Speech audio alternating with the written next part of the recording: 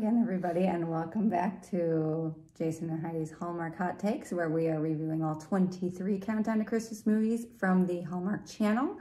Tonight is our second movie called Chateau Christmas, starring Merritt Patterson and Luke McFarlane.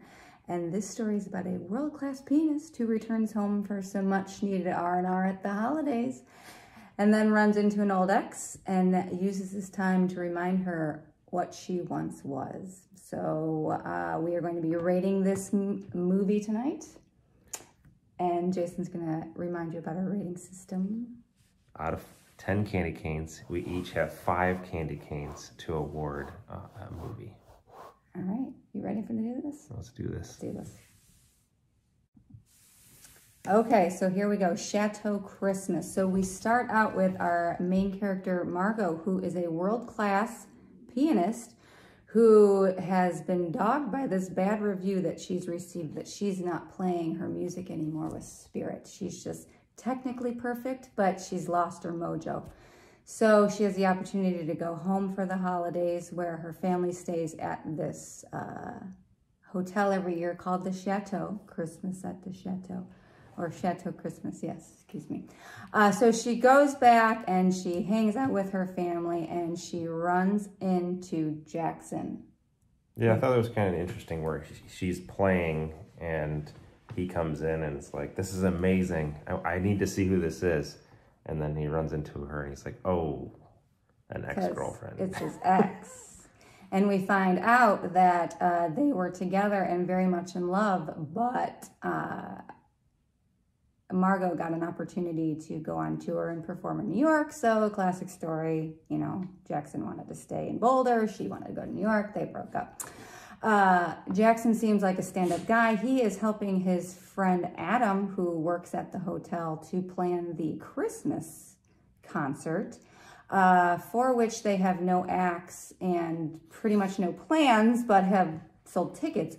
So being a college music professor and a recent PhD. Yes. His friend asked him, hey, can you help me out with this concert? And Jackson, being the stand-up guy that he is, says, of course I will help you. So we also find out that Jackson is up for a promotion at work to be the chair of the college music department. So he agrees to help his friend. He, of course, goes to Margot and says, hey, you're a world-famous pianist. Would you like to play in our concert? And she hedges, but eventually, of course, she agrees, which is great. And then they have to fill in the gaps with some acts. So they find, what was the name of the quartet? The Lafayette Quartet. An old trio of string musicians who went their separate ways 20 years ago. They want to get the band back together, ask them to perform in the show. They all say no separately, but if you can get everybody else together, they'll do it. They end up getting the band back together, minus one because he's deceased. And there's a little side romance there because the 2 members of the band who used to be a thing kind of went their separate ways, sort of like Margot and Jackson. Yeah. Luckily for Sam, the band member, I don't know what the lady's name was, but she got divorced, yeah. So they were able to kind of, reconnect when the band got back together. They were down a 4th. So in addition, we find out that Jackson is also a great cellist. So he fills in on the Lafayette Quartet and becomes their 4th member. They give a great performance. Everybody's very happy. So as they're doing these rehearsals, you realize that Jackson and Margot are really reconnecting. They can tell they definitely still have feelings for each other. They never went away. And, both wondering what might have been had Margot stayed. And I thought, that was really well done. So at the end of the story, however, before they're about to perform for the concert, Margot finds out that this reviewer who had dogged her on a couple occasions is coming to stay at the Chateau and is going to review the performance. And this throws her for a little bit of a loop because she just wanted to be one with the music.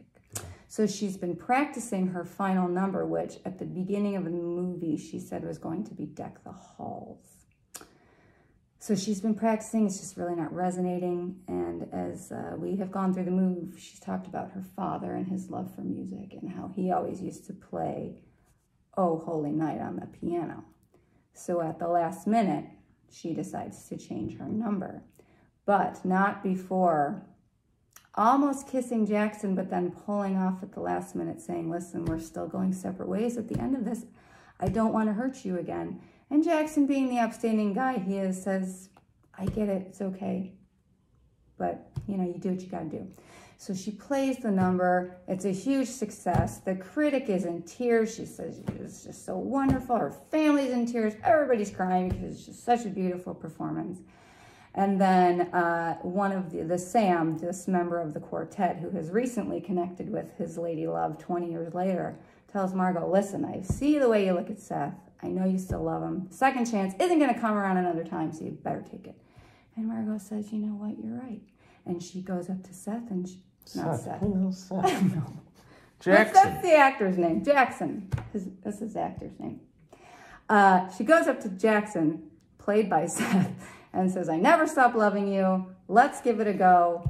And Jackson says, that's great. I love you too. Plus, I got the promotion. He's going to be the new head of the music department. She's going to finish her tour, move back to Boulder, and they're going to be a couple. Kiss, end credits.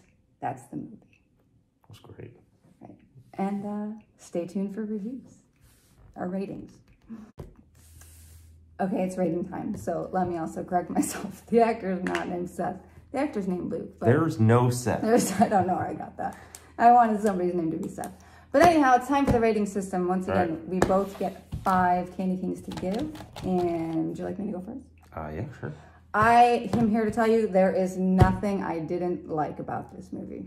I am giving it a solid 5 candy canes. I loved it. Oh. From soup to nuts. It was great. I loved the I loved the quartet. I loved the side romance. The friend Adam at the hotel, he was a total delight. The banter between him and Jackson was awesome. And I could actually feel the romance between Margot and Jackson. You could feel it, you could see it. You cared that they got together at the end. I loved her family. She was great. I mean, I just really liked so much about this movie. I like that they kind of went through their history and talked it out and realized the mistakes they made and that they did what they needed to do at the time, but they're older and wiser now.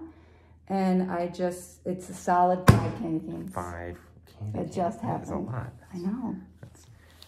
So for me, rating-wise, there's a few things I had a problem with. Oh, so at one point, it's a concert at the hotel, and they say it's the first annual concert at the hotel. Like, there is no such thing as the first annual. Like, that drives me crazy. Like, so that's one thing that plays good. The best part of the movie is the quest they go on to find everyone from the Lafayette Quartet. Like, that was fantastic. It was like, you could see it. He was kind of there at the shop when he was running his shop. Like, oh, we can get him in. He's like, well, if you can get this person in. And then she's like, if you can get this person in. So and then when you found out she was divorced, that was amazing. Yeah, you were pretty excited. You were pretty excited for Sam. Yeah, I was. So 5 candy canes is a lot. I'm going to go with 4 candy canes. Oh. 4 candy canes. So that'll bring it to a total of For 9. you slow at math, that's 9 candy canes. Which destroys the 4.5 candy canes we had for the Jingle Bell Bride. Yeah. So that puts Chateau Christmas at the top of the list on a list of 23. So we'll see how it holds up. This is just going to be crazy. Right. Now you got to be really considering your ratings. I mean, this is... So yeah, that's it. 9 candy canes for Chateau Christmas. Great stuff. And definite rebound from Jingle Bell Bride. And what's up next? What's up next is Christmas with the Darlings. This is a